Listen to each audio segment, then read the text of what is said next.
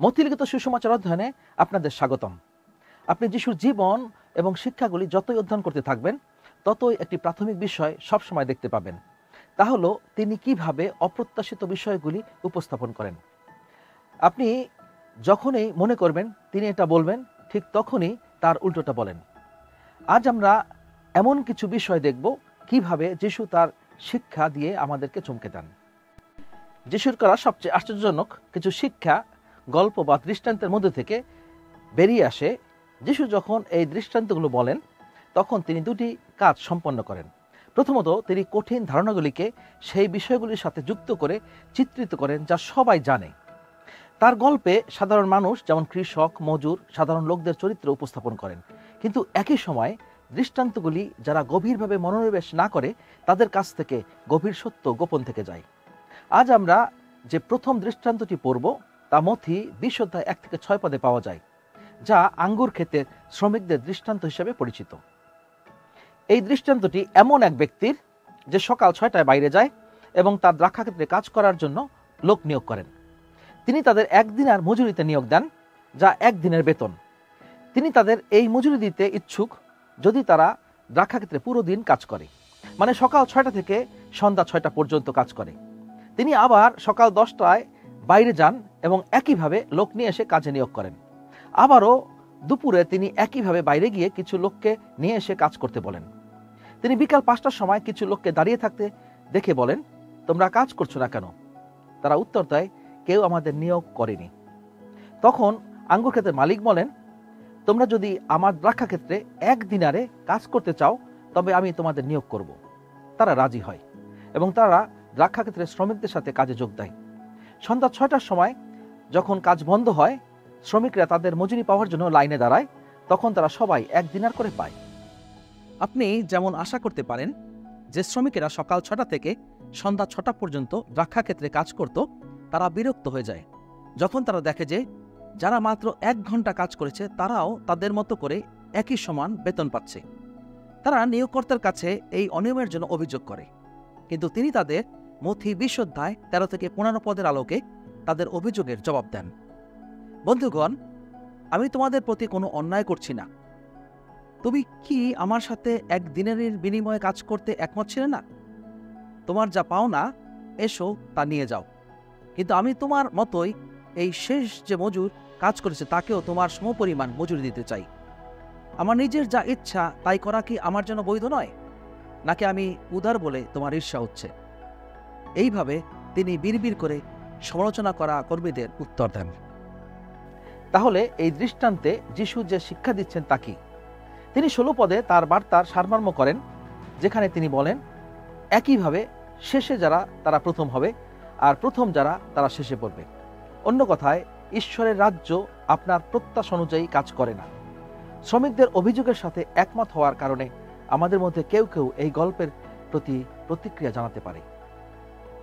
এটি ন্যায়সঙ্গত বলে মনে হয় না। আমরা চাই প্রথম সবসময় প্রথম হবে এবং শেষ সবসময় শেষ অবস্থানে থাকবে। আমরা মনে করি এটি একটি গুরুতর পাপ যখন কেউ একটি লাইন ভেঙে সামনে দাঁড়ায়, বা যখন আমরা দীর্ঘ সময় অপেক্ষা করার পরেও একটি রেস্টুরেন্টে কেউ প্রথমে খাবার পায়। কিন্তু যিশু বলেন, তুমি এইভাবে চিন্তা করো, কারণ তোমার মধ্যে লোভ এবং হিংসা আছে। যিশু আমাদের কিভাবে একটি অপ্রত্যাশিত পাঠ শিক্ষা দেন, এটি তার একটি যথার্থ উদাহরণ। এই দৃষ্টান্ত এমন একটি মহান সত্য চিত্রিত করছে, যাকে আমরা মৃত্যুসজ্জার অনুতাপ হিসেবে আখ্যায়িত করতে পারি। আপনি দেখুন, এটি স্বর্গরাজ্য সম্পর্কে একটি দৃষ্টান্ত। প্রকৃতপক্ষে খামার মালিকদের তাদের শ্রমিকদের কিভাবে বেতন দেওয়া উচিত সে সম্পর্কে কোনো গল্প নয়। কিছু লোক আছে যারা খুব অল্প বয়সেই বিশ্বাস করে এবং ঈশ্বরের রাজ্যে প্রবেশ করে। তারা সারা জীবন কঠোর পরিশ্রম করে এবং তারা স্বর্গে প্রবেশ করে। তারপর এমন লোকও আছে যারা মৃত্যুসজ্জায় পরিত্রাণ পায়। সম্ভবত তারা তাদের পুরো জীবনে পাপ এবং স্বার্থপরতায় কাটিয়ে দিয়েছেন। তারপর শুধুমাত্র মৃত্যুর আগে শেষ মুহূর্তে তারা অনুতপ্ত হয়। এই লোকেরাও মারা যায় এবং স্বর্গে প্রবেশ করে।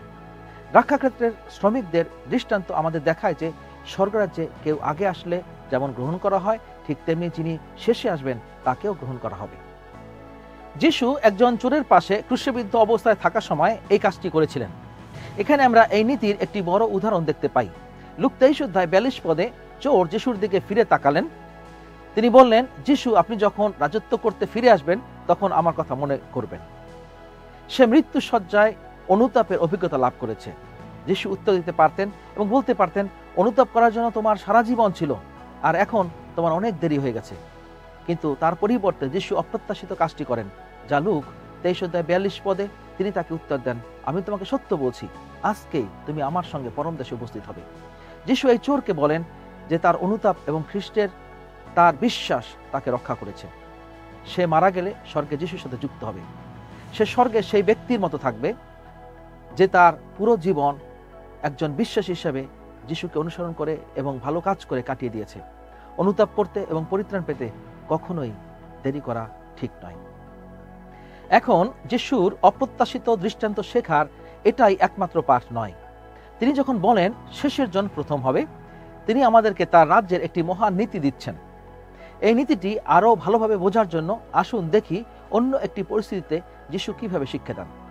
এইবার গল্পটি যিশু এবং তার দুই শিষ্য যাকব এবং যোহনের মায়ের মধ্যকার একটি আলোচনা থেকে নেওয়া হয়েছে। এই উচ্চাভিলাষী মা একটি বিশেষ অনুরোধ নিয়ে যিশুর কাছে আসেন। তিনি চান যিশু তার রাজ্যে তার পুত্রদের কর্তৃত্ব পদ দেন।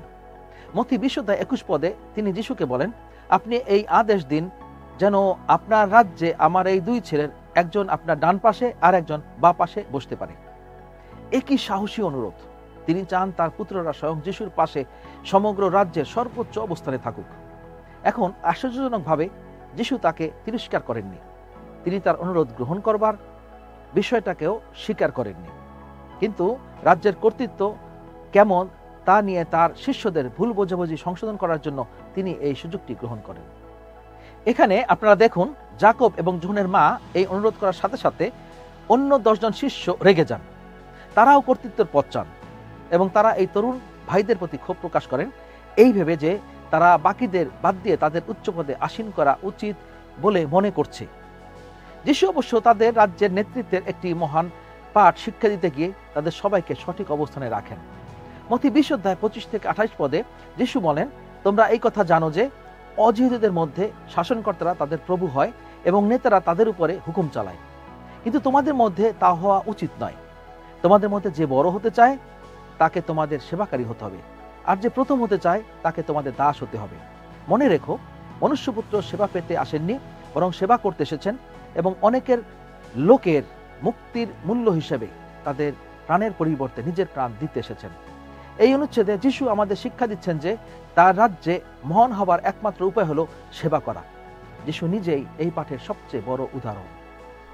এই জগতে কে বেশি ধনী, বেশি শিক্ষিত, বেশি শক্তিশালী বা বেশি আকর্ষণীয় তার উপর মূল্য নির্ধারণ করে।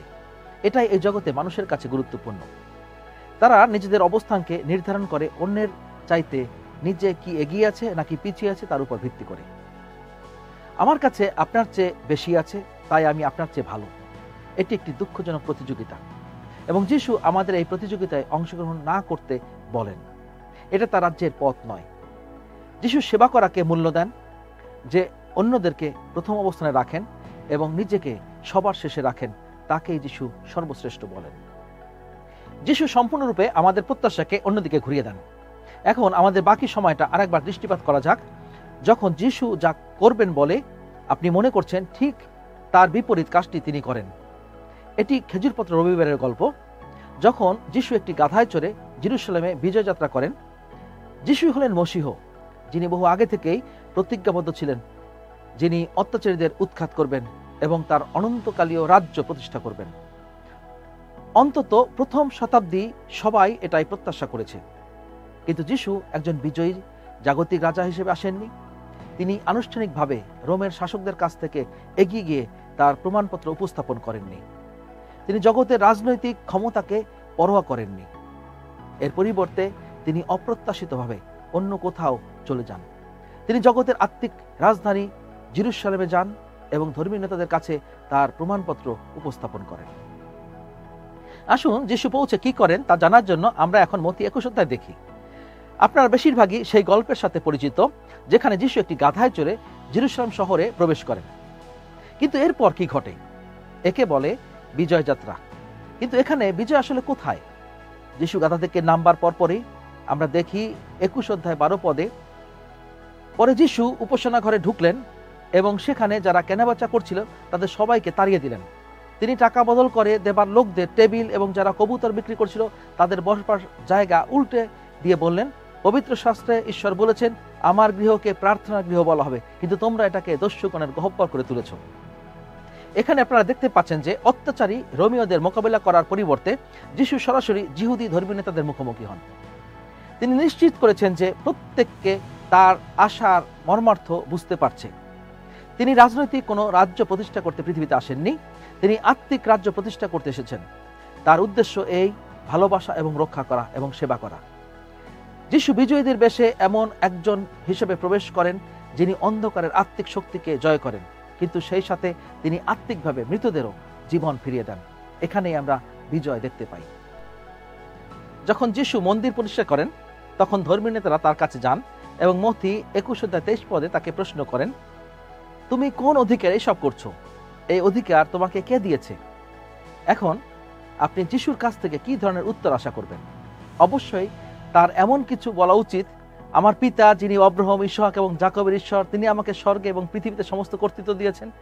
কিন্তু না, তিনি এমন কিছুই বলেননি। এর পরিবর্তে তিনি তাদের প্রশ্নের সরাসরি উত্তর দিতে অস্বীকার করেন, কারণ তিনি এটা জানেন যে তিনি যেভাবে উত্তর দেন না কেন তারা তাকে ফাঁদে ফেলার চেষ্টা করবে। উত্তর না দিয়ে যিশু একটি গল্প বললেন, যাকে আমরা 2 পুত্রের দৃষ্টান্ত বলি। এই দৃষ্টান্তে যিশু একজন পিতার গল্প বলেছেন যার 2টি পুত্র রয়েছে। বাবা তার 2 ছেলেকে তার দ্রাক্ষাক্ষেত্রে কাজ করতে বললেন। প্রথম পুত্র প্রত্যাখ্যান করে, কিন্তু পরে অনুতপ্ত হয় এবং দ্রাক্ষাক্ষেত্রে কাজ করতে যায়। দ্বিতীয় ছেলে তার বাবা যা বলেন তা করতে সবসময়ের জন্য তিনি রাজি হন, কিন্তু সে এবারে কাজে যায় না। যিশু তার এই সময়কার ধর্মীয় নেতাদের বলছেন যে তারা দ্বিতীয় পুত্রের মতো। তারা ঈশ্বরের আদেশ পেয়েছে, তারা ঈশ্বরের বাণী অধ্যয়ন করে, কিন্তু তারা ঈশ্বরের বাধ্য না। যিশু তিরস্কারের একটি কঠোর শব্দ দিয়ে তার গল্পটি শেষ করেন। মথি 21:31 ধর্মীয় নেতাদের সরাসরি বলেন, আমি তোমাদের সত্যি বলছি, কর আদায়কারীরা এবং বেশ্যারা তোমাদের আগে ঈশ্বর রাজ্যে প্রবেশ করবে। তিনি বলেন যে এমনকি একেবারে পাপী লোকেরাও স্বর্গে প্রবেশ করবে যদি তারা অনুতাপ করে। যেখানে সবচেয়ে ধার্মিক লোকেরা ঈশ্বরের সত্যিকারের বাধ্য না হলে তারা স্বর্গে প্রবেশ করতে পারবে না। সুতরাং আপনি যখন এই দৃষ্টান্ত শুনছেন, নিজেকে এই প্রশ্নটি করুন, আপনি কি অনুতপ্ত হয়েছেন এবং যিশুতে বিশ্বাস করেছেন? যদি তাই না হয়, তাহলে যিশু বলেন, আপনি অতীতে কি করেছেন তার থেকে কিচ্ছু এসে যায় না। আপনি আপনার জীবনে প্রথম দিকে পরিত্রাণ পেয়েছেন, নাকি আপনি আপনার মৃত্যুসজ্জায় অনুতপ্ত হয়ে পরিত্রাণ লাভ করেছেন? এতেও কিছু এসে যায় না। আপনি এখনই তার রাজ্যে প্রবেশ করতে পারেন যদি আপনি সে ক্রুশবিদ্ধ চোটটির মতো অনুতপ্ত হন এবং তার উপর বিশ্বাস স্থাপন করেন। কিন্তু আপনি তার রাজ্যে প্রবেশ করতে পারবেন না যদি আপনি ধর্মীয় নেতাদের মতো হন, যারা বাইরে থেকে দেখতে সুন্দর কিন্তু ভিতরে ঈশ্বরের আদেশ পালন করেন না। পরিশেষে যিশু এবং তার অপ্রত্যাশিত পরিচর্যা সম্পর্কে চিন্তা করার জন্য কিছুক্ষণ সময় নেন। আপনি যখন তার জীবন এবং শিক্ষা অধ্যয়ন করেন, তখন তার বাক্য, তিনি কে এবং তাকে অনুসরণ করার অর্থ কি, সে সম্পর্কে আপনার চিন্তা ও চেতনাকে গঠন করার সুযোগ দিন।